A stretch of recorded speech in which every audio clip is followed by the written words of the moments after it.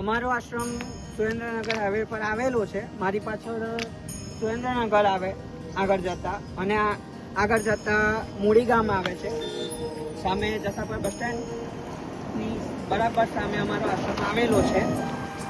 અને અમારા આશ્રમમાં ઓલી જો જાય નહીં, બાળકોથી લઈને વયોવૃદ્ધ તમામ વ્યક્તિઓ અને માણસો રહે છે. એક આખો ઘુમાવતી લે.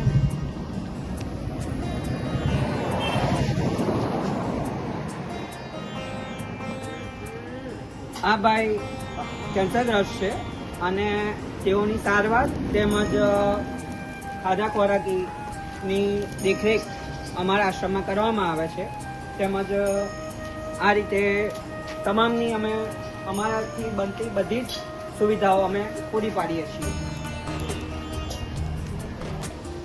આ બેન ઓરિસ્સાથી આવી ગયા છે અને અમારા આશ્રમમાં કોઈ સેવાભાવી લોક મૂકી ગયું છે. તેમજ આ બેન સાઉથ ઇન્ડિયાના છે, જે તેલુગુ કે તમિલ ભાષા બોલે છે, જે અમને સમજમાં. આ મારી ગૌશાળા છે અને હું શિવાલય શેલ્ટર હોમમાંથી નમન વાત કરું છું. શિવાલય શેલ્ટર હોમમાં માનસિક વિકલાંગથી લઈને બીમાર તથા વયોવૃદ્ધ તેમજ અનાથ અને ઘણા રાજ્યોમાંથી આવેલા જેમના નામ એ સરનામા પણ ખબર ના હોય તેવા લોકોને આશ્રય આપવામાં આવે છે. તેમજ અહીં આગળ આ રીતે ગાયોની સેવા કરવામાં આવે છે. સાથે સાથે દરેકને ભોજન પાણીની વ્યવસ્થા તેમજ મેડિકલ દવાની વ્યવસ્થા કરવામાં આવે છે.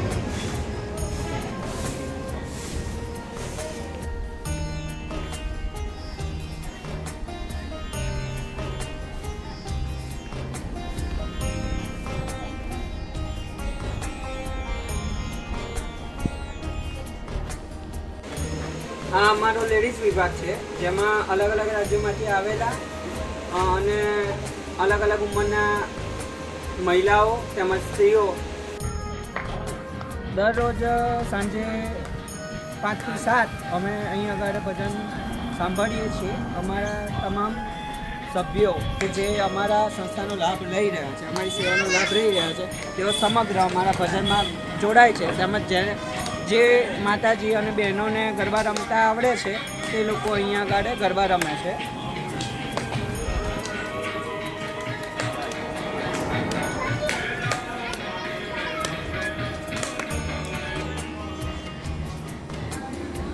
મારું નામ નમન શાહ છે.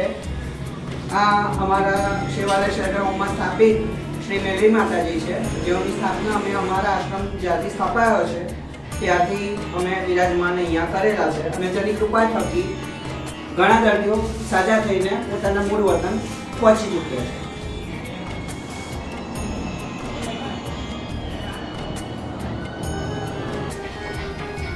આપે જે મેરી માતા દર્શન કર્યા તેની બાજુમાં સ્થિત આ અમારા માધવજીનો ધૂણો છે અને વિવિધ દેવતાઓ તેમજ શિવલિંગ સાથે દીવાની અમે અહીંયા સ્થાપના કરેલી છે. જેવી સૌ કોઈની આસ્થા પ્રમાણે અહીંયા ભક્તિ પૂજા પાઠ કરી શકે.